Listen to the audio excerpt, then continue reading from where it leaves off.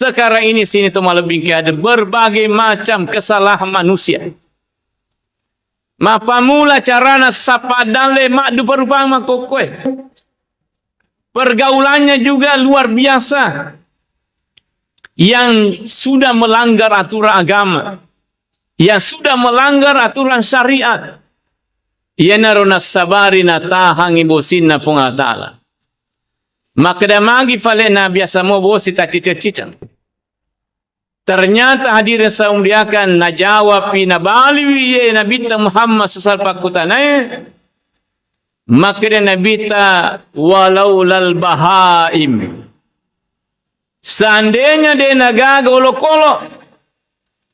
Seandainya dia nagaga manu. Dia nagaga iti. Dia nagaga bembe. Dia nagaga safing lam yung taru. Dia na paturungi bosin na fungatala masari rupa taula tu kamalino.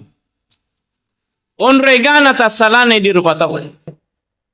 Untung ang kamu polo-polo na sabari di rupa taula yang katori tu way wadini mati letu yason. Jadi sini na to malabing hadir. Magi na sabari olo-kolo na paturungi fungatala bosin na.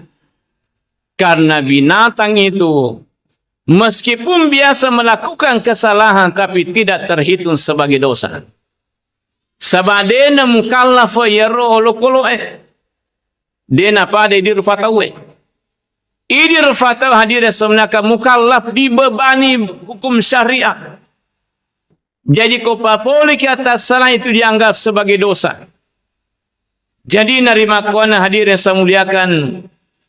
Maka dari Nabi Nuh hukumana faqultu astaghfiru rabbakum innahu kana ghaffara. Pamigewi tobakmu istighfarmu lu sesena pung la ta'ala. Sebab mesti tu nak dampang pung la ta'ala ya. Naga na wasilena ya kumega ni tobakta. Mega ni istighfarta. Mega ni rito sesekaleta. Isalain ni rito tasalange. Maka dani fungala ta'ala yursilis sama alaikum midarara. Napaturungan itu bosi fungala ta'ala bosi pamase. Angka na wadni rino. Angka na ifake magalong. Angka na ifake madara. Midarara bosi pamase mega. Dia na tacicami tapi terus menerus kita diberikan oleh Allah Subhanahu wa ta'ala.